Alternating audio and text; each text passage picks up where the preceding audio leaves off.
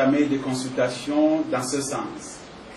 Je crois que chacun de nous fait ses choix en fonction de ses attentes et en fonction de ses priorités. Je ne me vois pas en train de jouer ce rôle, sauf si cela provenait de l'ensemble de candidats en compétition. Je dois aussi avouer que je ne suis pas au courant de toutes les conversations qui se tiennent entre les différents candidats, mais quelque part je me suis un peu mal placé moi-même pour avoir dénoncé, bien pour avoir évoqué des raisons qui me poussent à ne pas m'impliquer, de pousser d'autres personnes à s'impliquer davantage. C'est un peu contradictoire à mon sens et je préférerais pour l'instant observer, mais prendre le temps de noter effectivement les points qui mériteraient à être améliorés pour l'avenir. Mais comme j'ai aussi dit, en parlant de l'avenir, je suis disponible vraiment à côté de mes compatriotes pour faire tout de mon pouvoir pour que notre pays puisse retrouver sa place comme une démocratie émergente, non seulement ici sur le continent africain, mais aussi à travers le monde. Et savoir, vous êtes militant de quel parti? Et ensuite, quelles sont vos relations avec le BRIC, le bloc pour la reconstruction et l'indépendance économique du Cameroun? Parce que j'ai cru à un moment donné que le BRIC allait vous investir comme son candidat à la présidentielle. Qu'est-ce qui s'est passé? Je me rends à l'évidence que peut-être dans la méthodologie du travail, vous réservez chacun 2 questions à la fois. Donc, je vais répondre aux 2 questions. Je suis militant d'aucun des partis politiques de la place, à l'heure où nous parlons. Il est vrai aussi que pendant les consultations dont j'ai fait allusion dans ma note introductive, j'ai entretenu de très bonnes relations avec les leaders de beaucoup de partis politiques. Ça, c'est une évidence et je crois que certains de ces leaders vous le confirmerez. Et qu'à un moment donné, beaucoup des responsables des partis politiques avaient envisagé la possibilité de créer un dynamique d'ensemble qui permettrait vraiment à ce que le message puisse porter et à ce que les populations puissent se retrouver dans les alternatives qui allaient être mises à leur disposition. Donc le BRIC, effectivement, fait partie de certains de ces partis, mais il y avait beaucoup d'autres aussi qui étaient très impressionnés par le fait que j'étais prêt à me battre à côté de mes compatriotes et avec eux, et qu'ensemble on pouvait créer une dynamique qui pouvait mobiliser l'électorat camerounais à prendre une part très active dans cette élection. Do you think these elections could cause Cameroon to kind of chaos? I did say on Radio France International, when the French journalists asked me whether I thought that certain African leaders would try to play China against Western powers because their relationship with the West were beginning to sour.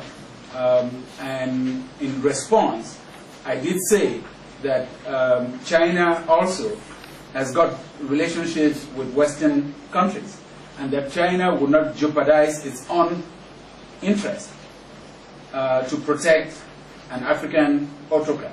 It's on record, I said that on Radio France International, because we must realize that countries protect their national interests. A Cameroonian leader has the responsibility to protect Cameroon national interests, and every country acts in its interest, and that the Chinese, when their interests are at stake in Africa, would do everything to defend their interests.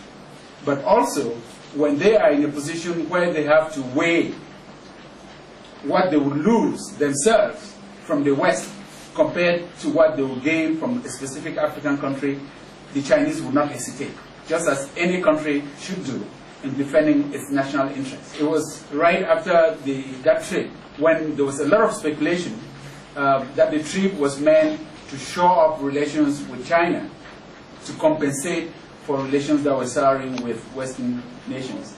I think that what we see around the world today is a world that is beginning to evolve, that is evolving rather rapidly.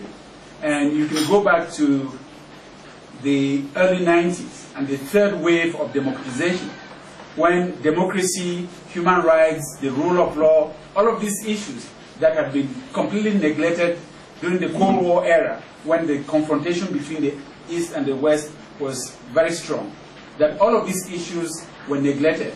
But beginning in the 1990s, with the third wave of democratization, these issues have become a priority. They've become a priority not just for the West, they've become a priority even for countries such as China and Russia, and even most importantly, they've become a priority for Africans and people living in other developing countries. Très souvent, lorsqu'on est dans une période électorale, il y a beaucoup d'effervescence et parfois certains peuvent se laisser emporter par cette effervescence. Le vrai travail de réflexion se fera sûrement après le scrutin. C'est d'ailleurs une chose que je regrette un peu, c'est que depuis 1992, je n'ai pas constaté cet effort, ce désir de faire un peu le bilan des élections passées, que ce soit de la part des partis d'opposition, que ce soit de la part du parti au pouvoir.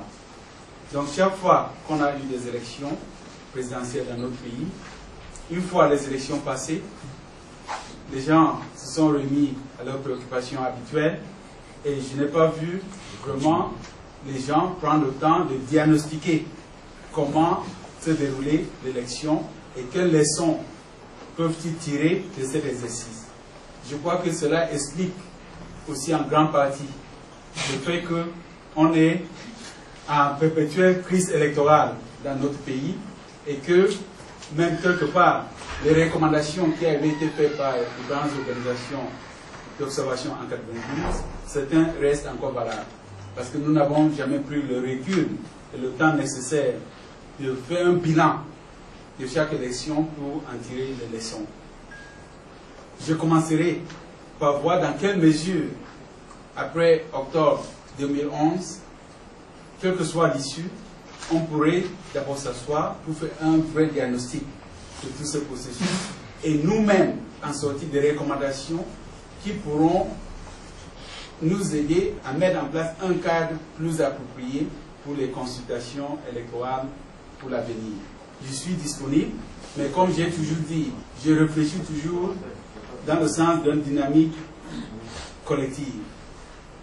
Et je me dis qu'il y a assez d'hommes et de femmes capables et de bonne volonté de part et d'autre qui souhaiteraient aussi, si les conditions étaient réunies, porter aussi leur contribution.